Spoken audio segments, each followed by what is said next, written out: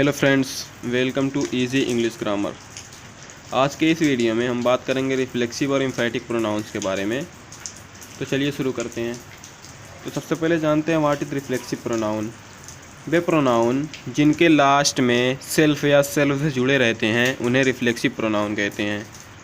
इसे self pronounce भी कहा जाता है। For example myself, ourself, yourself, himself, itself, herself, themself etcetera.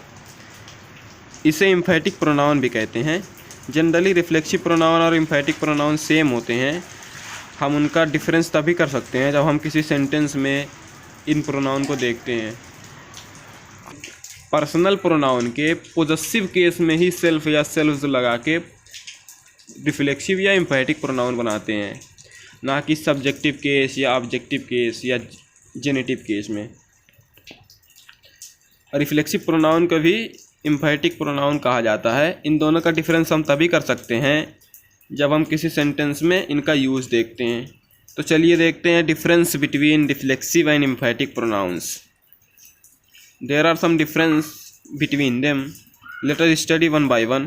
पहला difference है कि रिफ्लेक्सिव प्रोनाउंस अपने आप को के अर्थ में यूज़ होता है।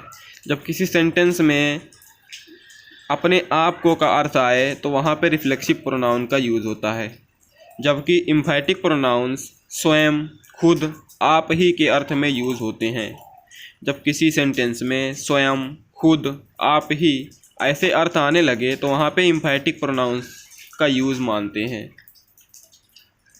दूसरा है, अगर किसी सेंटेंस में वर्ब का सब्जेक्ट और ऑब्जेक्ट एक ही व्यक्ति या वस्तु हो तो वर्ब के ऑब्जेक्ट के रूप में रिफ्लेक्सिव प्रोनाउंस का यूज़ होता है। मान लीजिए अगर कोई सेंटेंस है, उसका जो वर्ब है, उस वर्ब का सब्जेक्ट और ऑब्जेक्ट दोनों एक ही व्यक्ति या वस्तु हो तो उस वर्ब के ऑब्जेक्ट के रूप में जो व्यक्ति है उसका रिफ्लेक्सिव प्रोनाउन का यूज़ होता है। For example there is a sentence, Ram ruined himself.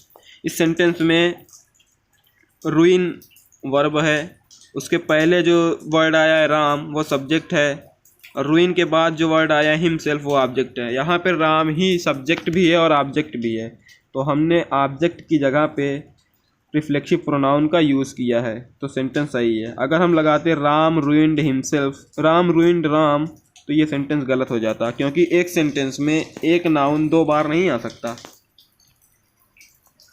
जबकि एम्फैटिक प्रोनाउन में अगर देखें तो एम्फैटिक प्रोनाउन का यूज़ वर्ब के ऑब्जेक्ट के रूप में नहीं होता है। हम एम्फैटिक प्रोनाउन का यूज़ वर्ब के ऑब्जेक्ट के रूप में नहीं कर सकते, बल्कि प्रीपोजिशन के ऑब्जेक्ट के रूप में करते हैं। तो हम ये देख के बता सकते हैं सेंटेंस में कि यहाँ पे एम्फैटिक प्रोनाउन का यूज़ हुआ है या रिफ्लेक्सिव प्रोनाउन का।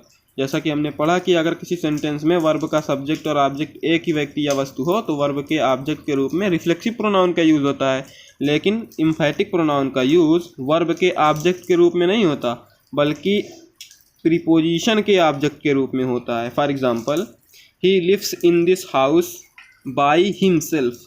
यहाँ पे जो प्रीपोजिशन आई है बाई, उसका ऑब्जेक्ट बन के हिमसेल्फ आया है। यहाँ पे आप देख सकते हैं इसमें सब्जेक्ट भी एक ही व्यक्ति है और ऑब्जेक्ट भी एक ही व्यक्ति है, पर रूल थोड़ा सा चेंज ये है कि रिफ्लेक्सिव प्रोनाउन तब यूज़ होता है जब वर्ब का ऑब्जेक्ट बन के आता है।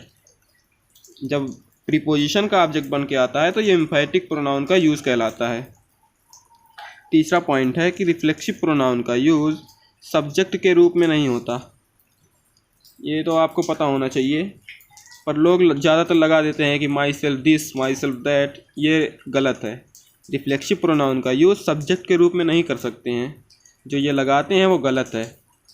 जैसे एग्जांपल देखिए, माई सेल्फ साइट, लोग बोलते हैं कभी कभी, लेकिन ये सेंटेंस बिल्कुल ग्रामेटिकली गलत है। आपको बोलना चाहिए आई साइट। वहीं एम्फैटिक प्रोनाउन में अगर देखें तो एम्फैटिक प्रोनाउन का प्रयोग भी सब्जेक्ट के रूप में नहीं कर सकते।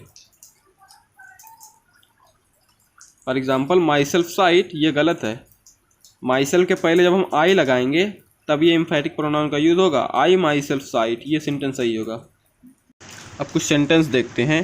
पहला सेंटेंस है सी वेस्टेड हर सेल्फ। इस सेंटेंस में वर्ब जो वेस्ट आई है उसका सब्जेक्ट और ऑब्जेक्ट दोनों सेम है, तो जो ऑब्जेक्ट होगा वो रिफ्लेक्सिव प्रोनाउन होगा, ना कि शी। तो यहाँ पे ये सेंटेंस सही है। इसी तरह दे क्वेरल्ड एमंग देमसेल्व्स, इस सेंटेंस में क्वेरल वर्ब है और क्वेरल का सब्जेक्ट और ऑब्जेक्ट सेम है, तो सब्जेक्ट की जगह पे सब्जेक्ट ही है और ऑब्जेक्ट की जगह पे रिफ्लेक्सिव प्रोनाउन का यूज़ हुआ है। इसी तरह यू बर्नट योर सेल्फ, इस सेंटेंस में बर्न वर्ब है, बर्न का सब्जेक्ट यू है और ऑब्जेक्ट भी सेम है, तो ऑब्जेक्ट की जगह पे हमने रिफ्लेक्सिव प्रोनाउन का यूज़ किया। इसी तरह एम्फैटिक प्रोनाउन में देखिए, पहला सेंटेंस है they themselves asked me to do it. यहाँ पे जो सब्जेक्ट है वो यहाँ पे दे है, ना कि देमसेल्व्स। तो अगर हम देमसेल्व्स को सब्जेक्ट में रखते हैं तो उसके पहले नॉमिनेटिव केस का यूज़ करेंगे।